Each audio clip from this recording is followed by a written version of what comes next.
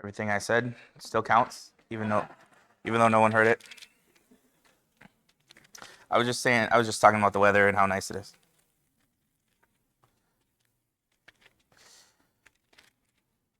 But yesterday was good. We got out to the baseball field again, so that was a fun day. We have family in town. Tabitha's sister Emily and her husband Adam and their kids Ivy and Niall. So it's been good to hang out with them this week. I don't post on the internet a lot, but every once in a while I can't help myself on rare occasions, usually in the service of humor. So there was several, I don't know if you guys remember a while back when we were all just kind of in our houses all the time because there was a pandemic, and you watch a lot of YouTube videos, or at least I did at that time. And I was revisiting some old sermons, and I think I've mentioned before, the greatest sermon preached of all time is preached by this man named Fred Craddock, and he's one of our own Restoration Movement preachers. And he preaches this sermon, and it's called When the Roll is Called Down Here, a reference to the song When the Roll is Called Up Yonder. But it's a sermon on Romans 16, which is just a list of people's names, the most boring text ever, and he preaches the greatest sermon ever made from that text. And it's all about church and relationships. The audio quality is from a long time ago. It's like echoey tin can recording that you can barely hear, but it's so awesome if you ever get a chance to listen to it. Well, I looked up that sermon one day on YouTube, and I also saw a bunch of sermons under it with the same title, exactly the same. And I clicked on one and listened to it, and wouldn't you know it, this guy, not Fred Craddock, starts preaching the same exact sermon, word for word. This is Fred's sermon, and he's plagiarizing, okay? And I click on another one. Well, this guy's doing the same thing. This is a pattern. And of course, you'd want to imitate and maybe even be tempted to plagiarize the greatest sermon ever. But that's what these guys are doing over and over again. So I had nothing better to do, and on one of the videos, I just typed a comment, "Thank you, Fred, for the beautiful sermon."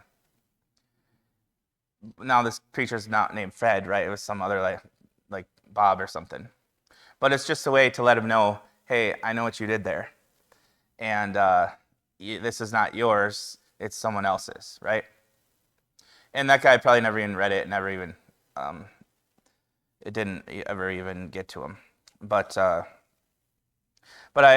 wanted to call him out because I knew what was happening. Not only that he was plagiarizing, but because I understood exactly where his heart was as a preacher myself. I understood that he was afraid of his own voice. I know what that is like. Afraid of your own voice. And I understood that because what I did for him, digitally, electronically, and probably didn't even do it for him, he never even saw the comment. Someone actually did that for me and to me in person when I was a young preacher. I don't know, 25, 26, right after I got out of seminary, and I began to preach. And a lot of preachers, when they start in and they begin, they have this problem. It's common, and you're afraid of your own voice.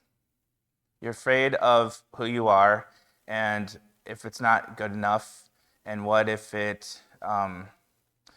stuff I have to say and the way I have to say it doesn't have an impact, doesn't matter, isn't effective, isn't as good as these other famous guys who everyone is listening to, who have these followings of people whose lives they're impacting and for whom what they have to say really matters and makes a difference. And you get caught in this lie to say, what if my voice isn't like that? I think it's better to just imitate someone else. And I had those people. The main one at the beginning was N.T. Wright. I would model my sermons after N.T. Wright, my theology, the stuff I would say, the way I would say it, the the way I would structure my arguments and my sermons, it would be heavily influenced by all this stuff of N.T. Wright. I was parroting his voice, okay? And he has a lot of good stuff to say, but it wasn't me saying it because I was afraid. What if my voice is just this, what I'm doing right now? Is that good enough? Would that matter in the kingdom of God? And that's a scary thing to face in the mirror. And so you hide behind the voices of others. And I remember doing a talk at our camp one year. It wasn't during a camp session, it was for something else. And I went up there and I was imitating someone else that was very popular at the time. It doesn't matter who it is. We'll just call him Billy Bob or something. But Billy Bob was a big deal. And I knew that his voice had an impact, right? So I imitated Billy Bob, and I did Billy Bob stuff, and I said Billy Bob stuff at this Devo. And I'm like, man, I know that was good. And then I sat down, and the Devo was over, and some person came over to me and shook my hand and said, so you like Billy Bob, huh? And I was like devastated. I'm like, I thought nobody would know. I thought nobody would have heard of this guy. Nobody would get what I was doing. And right then, my heart was convicted. I'm like, and that was so important that person did that for me, to me, called me out. Because not only was I relying too much on what other people were saying in their own voice, I was neglecting to use my own. I was denying what God called me to do and to be. And this person was challenging me to acknowledge that and change, to repent, to be who God called me to be. And guess what? It's pretty bad. It's not as awesome as N.T. Wright. It's not as awesome as Billy Bob. But it's me. This is my voice. This is who I am. And this is how I preach and how I minister. Craddock himself, the great victim of the plagiarism that we talked about earlier, he has a famous quote that he says, when I began preaching, and he is like 200 years old, but he said, when I began preaching, I looked around at all the preachers and I saw these powerful booming bass drum voices. And I saw these powerful, impressive trombone voices. And I tried to imitate them. And I tried to be like them. And he says, and it never worked. It never worked and it never worked. Until one day, God showed me and I realized I'm not a bass drum and I'm not a trombone. I'm a piccolo. And he said that made all the difference. And again, I think he is the greatest preacher of all time. But even he struggled to find his own voice at first because of how scary that is. So I want to talk about that today a little bit, maybe obliquely, about finding our voice, our frequency as a congregation, and maybe as individual disciples as well. We are in the middle of a sermon series on Luke chapter 9. That was a joke. We've been in Luke chapter 9 for 100 years, okay? There's too many good things. It's a sermon series on the Gospel of Luke, but does anyone remember the last time we were in a different chapter than Luke chapter 9? It's been a while. So we're still there, and I've been picking from different spots in Luke 9. This time we're in beginning in verse 12. And Luke tells us in Greek that the day began to decline. That's the way that he words it in Greek. The day began to decline. And he begins to tell a story of the disciples who came to Jesus as the day was declining. He said, send the crowds away so they can go find lodging and food, because there's none of that really around here where we are. So they tell Jesus, you need to take care of the situation. You need to help them out. And there's a million different sermons you can preach on this. And we've done 5 or 6 of those. And there's so many good things in here. But I'm gonna have to take a specific focus here even though there's some really good stuff. But the point is for today that Jesus says, you give them something to eat. And in the end, I think that actually became true in this miracle story. That the disciples actually were the ones to give the people something to eat. And we know the story about how there's only a few things, 5 loaves of bread and 2 fish. And Jesus says, okay, so what? 5 loaves and 2 fish. That's more than enough. But we know the story of how 5,000 people, and it might have been way more because it just says 5,000 men, and if there were any not men in the crowd, then it might have been 7,000 or 10,000 or 15,000 or whatever. But Jesus says, well, I'll tell you what we have to do. If these people are to receive the life-giving miracle of the Messiah, the sustenance, what is the bread from God, here's how you experience that. And the first thing to do is to uncrowd the crowd, to decrowd the crowd. This miracle is not going to happen for a crowd of people. Not a crowd of 5,000 or 7,000 or 10,000 or 15,000. There is no miracle experienced by a crowd here. What there is a miracle experienced by groups that are about this size.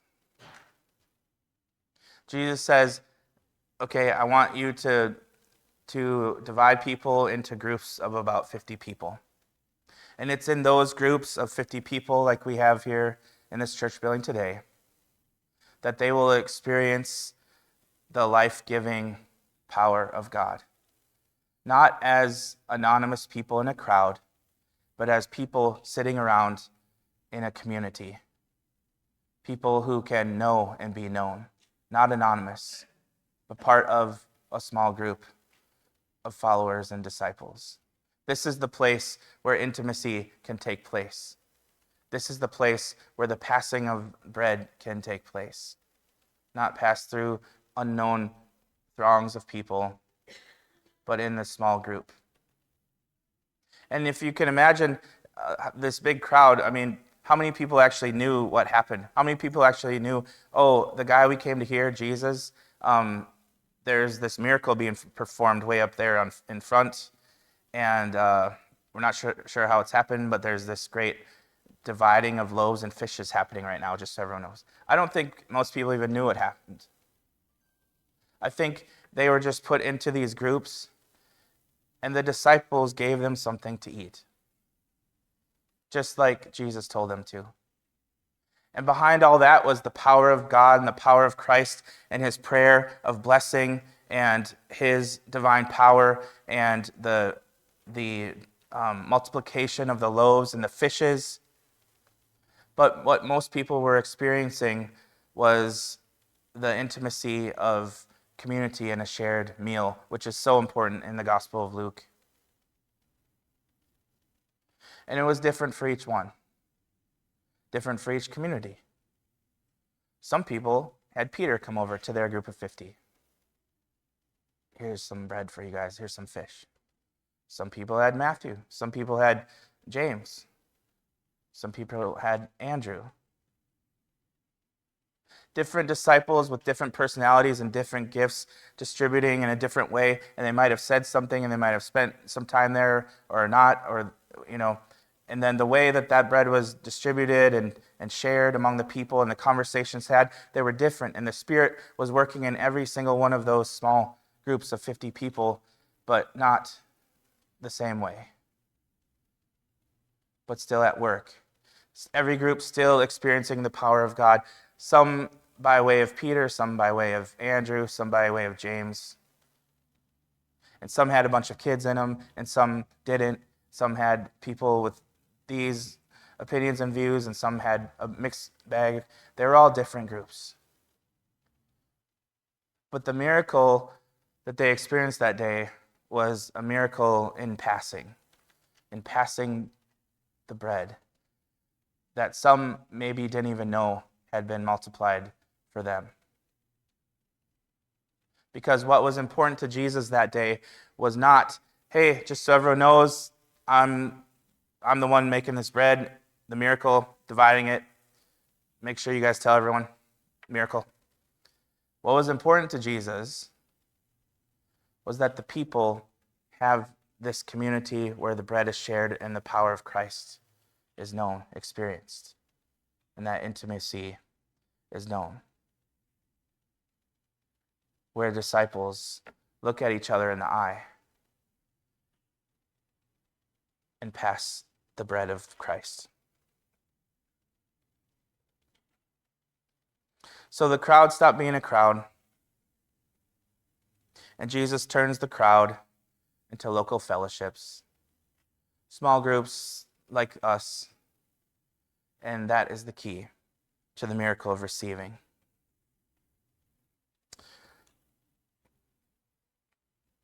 I have this app on my phone, a little piano. I wonder if you can hear what, do you hear that? Yeah? Okay. I'm not going to play a song. Just one note, actually. You know what that is? That is an A4 actually, okay? That's what all of us would recognize as the note A, just above middle C. And that's not surprising. Until you ask the question, why? Do you know why that's A? Sherry does, because I told her this story a few weeks ago. The reason that's A is because that sound you're hearing is vibrating at 440 hertz, okay? And that is something that everyone has just agreed to, and in fact, in some cases, been imposed on us. That A is a note that vibrates at 440 hertz, and once you have that, then all the other notes are known, because they're relative to the 440. Now I know what a C is. Now I know what an F is. Now I know what an A flat is, because I know what the A is at 440. So now I know everything, right? But it wasn't always the case that an A was 440. That's the interesting part, okay? I have a slide I want to show you of some bells. And these are bells. This is a picture in Germany during World War II. These are bells that were confiscated and used for munitions of war, melted down or going to be. And some of them, they never got there. They were just taken from churches and intended to be used, but the war ended before they got to. So there's just huge piles of bells everywhere in Germany. But these were taken down, and this is not the first time. If there's a huge history in Europe of the bells and the importance of church bells and the people who made them, the founders, and these family traditions and history that is so vast and great and impressive that a father would teach his son, who would teach his son, generation after generation. And those bells were important to the community, right? They were the frequency that resonated throughout the community. And you had a bell that was the centerpiece, right, of the community, of the church. And then you had a building, a church building, that was constructed, and an organ that was tuned to the bell, and the building that was constructed to elucidate and maximize the particular frequencies of the bell that the organ was matching. They even find church buildings with clay jars that were built into the walls in these old European churches because those further helped the resonance of the music that was being played in the church. But the thing is, those bells may not have been tuned to the standard 440. In fact, none of them were. In fact, there wasn't a standard. Every local community and the founders and the people that make their bells, they all made something different. And if you wanted to play a C chord, it would sound way different in this village than it would in the next one over, because they had different bells. There wasn't a standard. There's a story about Beethoven's tuning fork in one of the museums in Europe, and his tuning fork, his music was at his A was like 455. Sounded totally different than the Beethoven you and I listen to all the time. My point is, every church had its local frequency, and the whole thing was geared towards finding who we are and what that frequency is, and we express that. And it's different than the village over here, and it's different than the one over there. But we all have our frequency, the thing that expresses and resonates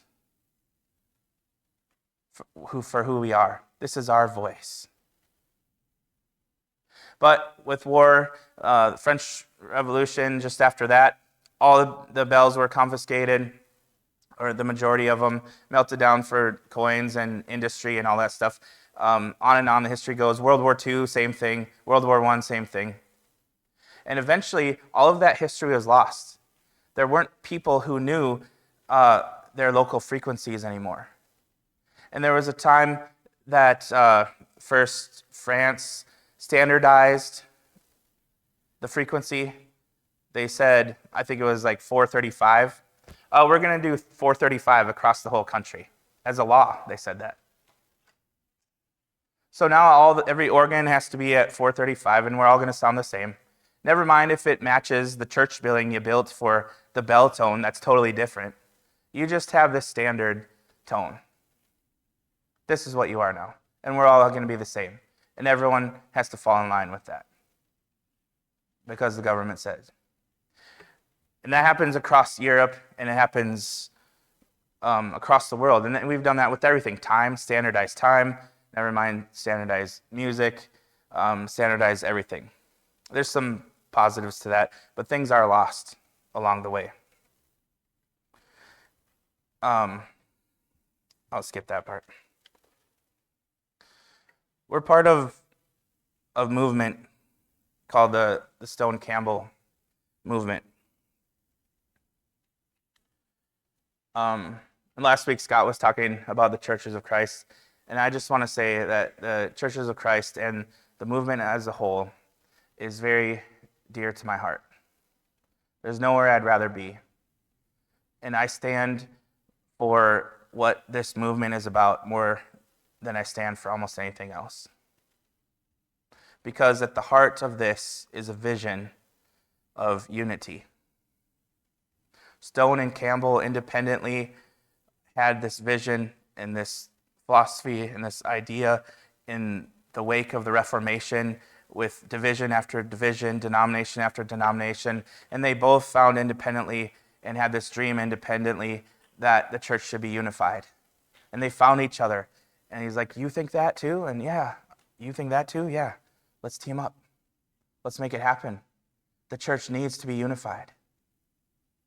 It's a beautiful thing. And it shouldn't be, it shouldn't be centralized as a government. Every community, every local community should have its own expression, have its own voice, have its own leadership, its own personality, its own way that the Spirit is at work. I love that. I want to be part of a movement like that. That's about unity. That's about autonomy and its leadership. But we know that along the way, The temptation comes for standardization. And that too is a problem that we struggle with. Books like this are written, this one only in 1991, Global Music, Behold the Pattern, right? Pattern's good, okay? Nothing against the pattern, as long as we realize that, for Mr. Music and the 100 years before him, the pattern was a system that was invented in service of the vision, which was unity. The pattern, they thought, was the thing that will help us achieve the unity that is our goal in the movement. And that's fine if it works. If it doesn't, okay, let's get a new strategy. As long as we don't lose the goal and the vision of the unity that we have. But you know as well as I that it's easy to get tripped up in the pattern, and the pattern can get in the way, and the pattern can become the thing that we're about. Even though it was a strategy, a way of reading the Bible that was in service of the ultimate goal of unity, which Christ calls us to. But the pattern can become center stage. The pattern can standardize across the board this beautiful vision of people, groups like us seeking unity, autonomous, the freedom and liberty to express and search the scriptures and the Spirit and see what there is to see and listen to what God is saying through His Spirit to this congregation. But we know that it can be much easier to standardize everything and put every church at 440, metaphorically speaking, and say, this is what churches look like. If you're in a Church of Christ, here's what you do. And we're not the only ones. Why is it that, isn't it weird, like any Methodist church you go to, they do almost the same thing, or a Baptist church or a Catholic church? People have groups and they standardize their groups. That's the easiest way. But I'm saying we have to be careful when we do that, because we miss out on the local frequencies that God had intended for us. We can have people take our bell away and be given a frequency that is not our own. Our own frequency is determined by who is here, the hearts in this room. The way the Spirit gifts this group, not the people over there. How does the Spirit gift us? Who are we? This is the question we've been asking for the last 2 or 3 years. Who are we? What does it mean to be Christ-centered, to be Spirit-led? Well, it doesn't mean that we're going to look like everyone else and be a 440 Church of Christ. It probably means we're going to have to take a risk and listen to some other frequency, the frequency of God's Spirit at work in our congregation. And it might end up looking different than someone else, than a 440 church. The Spirit resonates differently in each community with different gifts, different ministries. We must not be afraid of our own voice, the voice of the Holland Church of Christ. Not be afraid of the local frequency through which the Spirit means to resonate here. So as we close today, I want to encourage us, I want to offer this encouragement. Let us not be tuned to the outside or imposed standards, spiritual, theological, cultural, or otherwise. Rather, let us, this group of 50 that Jesus has set down together, let us be tuned to the local expression of God, the frequency of the Spirit, the voice of Christ in community, Christ in us, the hope of glory. Let's stand and sing.